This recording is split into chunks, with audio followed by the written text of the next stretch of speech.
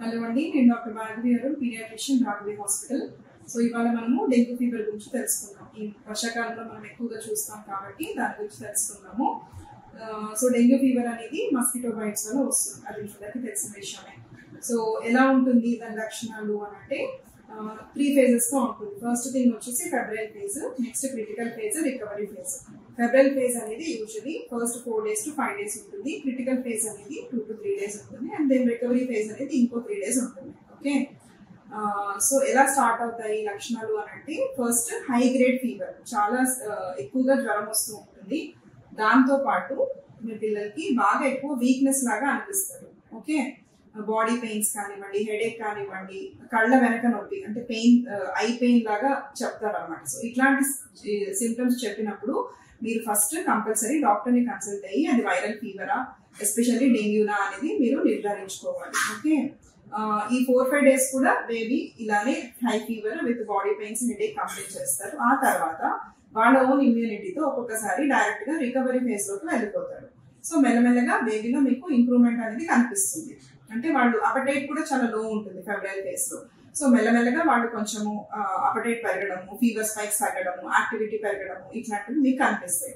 So next వచ్చేసి, ఇప్పుడు suppose recovery phase కి వెళ్ళలేదు అనుకోండి, కొంతమంది పిల్లలకి ఇమ్యూనిటీ తక్కువ ఉండడం వల్ల కానివ్వండి, లేదా ఇన్ఫెక్షన్ రావడమే బాడీకి ఎక్కువ వచ్చింది అనుకోండి, అలాంటి సిచ్యువేషన్ లో వాళ్ళు క్రిటికల్ ఫేజ్ కి వెళ్తారు.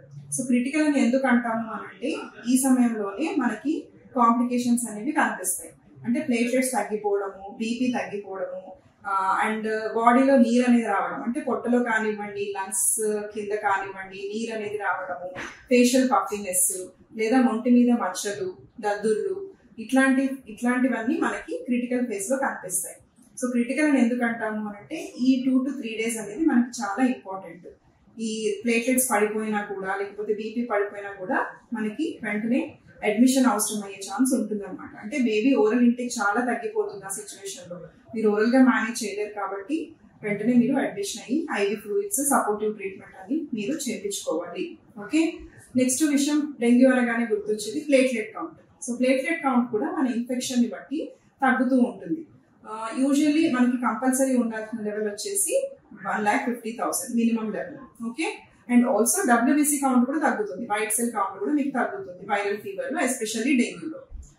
సో ప్లేట్లెట్ కౌంట్ అనేది యూజువల్ గా మనము చాలా తక్కువగా పడిపోతే తప్పించి ప్లేట్లెట్స్ అనేవి ట్రాన్స్ఫ్యూజన్ చేయము. అంటే 20,000, 15,000 ఇలాంటి సిచ్యువేషన్ లోనే ప్లేట్లెట్ ట్రాన్స్ఫ్యూజన్ అనేది చెప్తాము. బట్ ఒక్కొక్కసారి ప్లేట్లెట్స్ 50,000 ఉండి కూడా సిమ్టమ్స్ ఉంటాయి. అంటే ఎట్లాంటి సిమ్టమ్స్, ఒంటి మీద మచ్చలు, అంటే పెటికి అంటాం. ప్లేట్లెట్స్ పడిపోవడం వల్ల స్కిన్ లో బ్లీడింగ్ అయ్యి మనకి పెటికి అనేవి కనిపిస్తాయి.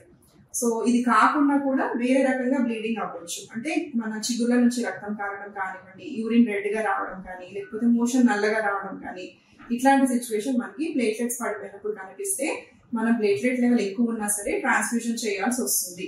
ఓకే, సో నెక్స్ట్ ప్లేట్లెట్సే కాకుండా ఇంకొకటి ప్లాస్మా ట్రాన్స్ఫ్యూజన్ చెప్తాం. ఇది ఎప్పుడు అని అంటే, బాగా సివియర్ గా ఏమంటారు, బాడీ అనేది ఎడిమా వచ్చేసి లో బీపీ అయినప్పుడు అట్లాంటి సిచ్యువేషన్ ప్లాస్మా ట్రాన్స్ఫ్యూజన్ కూడా చేస్తాం. ఓకే, సో ఇప్పుడు మీరు తెలుసుకోవాల్సింది ఏంటి అని అంటే, మీ బేబీ క్రిటికల్ ఫేజ్ కి వెళ్తున్నారా లేకపోతే రికవరీ ఫేజ్ కి వెళ్తున్నారా అనేది మీరు జాగ్రత్తగా గమనించుకోవాలి.